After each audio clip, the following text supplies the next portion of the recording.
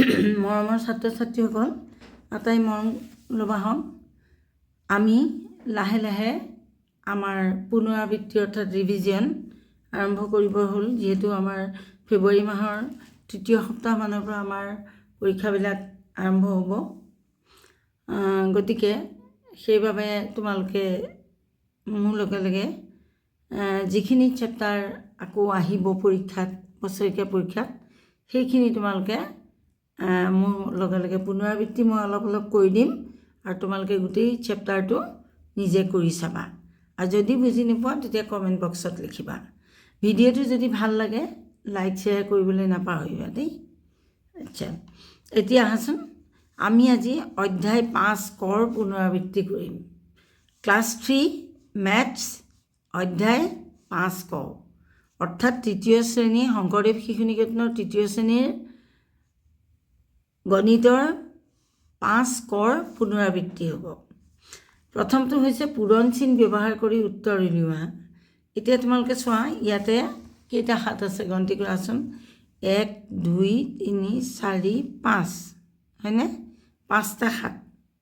এতিয়া এনেকৈ যদি 5টা হাত আছে, এই বস্তুটো আমি হাত লিখিছোঁৱেই, তাৰ পূৰণ 5, তাৰমানে এনেকৈ 5টা হাত যোগ কৰিলে যিটো ফল ওলাব, যোগ নকৰি আমি পূৰণ কৰিলেও একেটা ফলেই ওলাব। গতিকে আমি 5ৰ নেওতাখন পূৰণৰ সৰু নেওতা গাম। 5 × 5 5 × 2 = 10, 5 × 3 = 15, 5 × 4 = 20, 5 × 5 = 25, 5 × 6 = 30, 5 × 7 = 35। চোৱা, আৰু তোমালোকে প্ৰমাণ চাব পাৰা। 7 × 7 = 14, 14 × 7 = 15, 16, 17, 18, 19, 20, 21, 21 × 7 = 22, 23, 24, 25, 26, 27, 28, তাৰ লগত আকৌ 7 যোগ দিয়া 29, 30, 31, 32, 33, 34, 35, হয়নে? এতিয়া 7 × 5 = 35। এই একেটা বস্তুকে আমি যোগ নকৰি পূৰণৰ নেওতাখন গাই পেলাই সহজতে কৰিব পাৰোঁ। গতিকে পূৰণটো হৈছে অন্য নহয়, বাৰে বাৰে কৰা যোগকে পূৰণ হয়।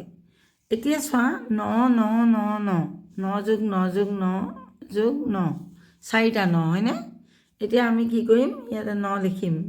লিখিলে কেইটা 9 আছে? 4টা। এতিয়া আমি 9ৰ নেওতাখন বা 4 নেওতাখন এখন গালেই হ'ল।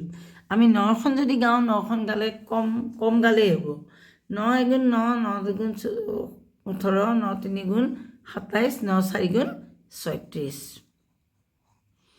ঠিক তেনেকৈ 9খন যদি তোমালোকে নোৱাৰা, 4খন গাবা। 4 × 4 = 4 × 8, 4 × 12, 4 × 4 = 16, 4 × 5 = 20, 4 × 6 = 24, 4 × 7 = 28, 4 × 8 = 32, 4 × 9 = 36, একেটা হয়নে?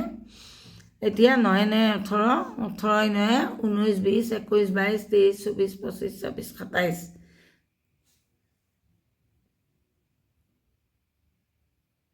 9 × 9 = 18, 18 × 9 = 18, 19, 20, 21, 22, 23, 24, 25, 26, 27, হয়নে?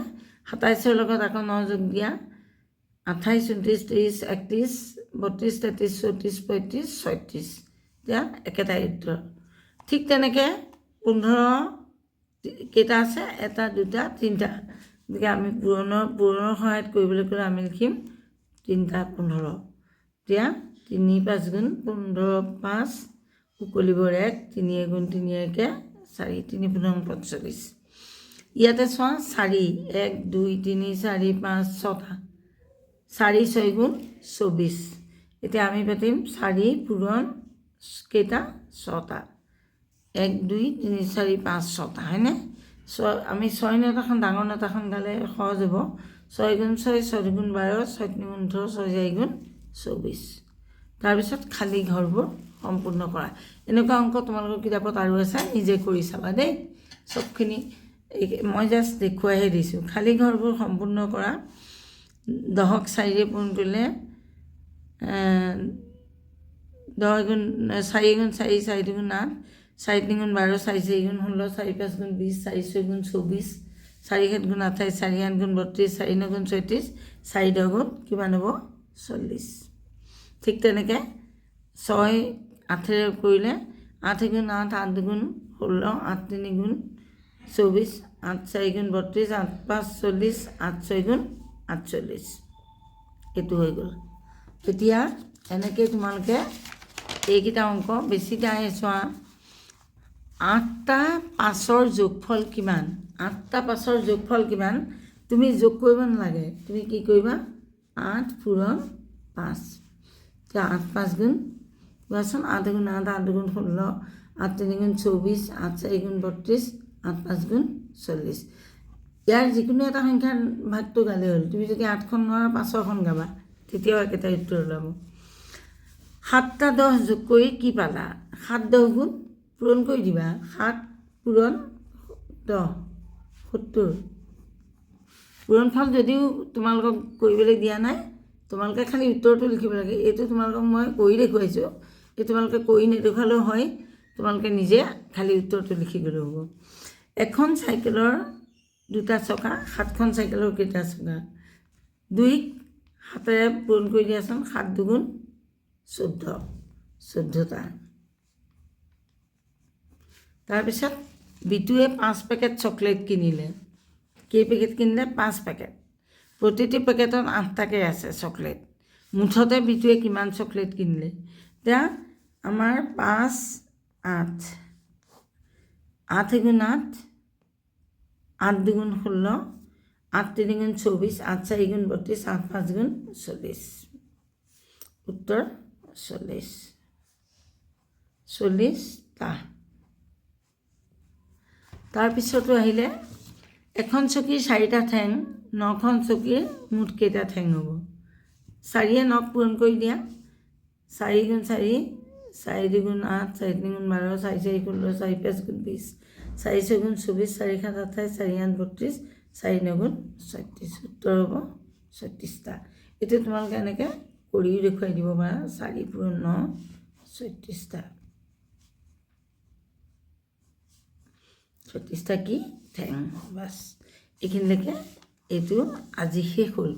ইয়াৰ পিছৰ ভিডিঅ'টোত আমি এইটো কৰিম দেই। ইমানতে এৰিছোঁ। তোমালোকৰ পৰীক্ষাৰ কাৰণে পূৰা চেপ্টাৰবিলাক এটাও অংক বাদ নিদিয়াকৈ চাবা, কৰিবা। মানে চাবা মানে কি কৰিবা দেই। ৰাখিছোঁ।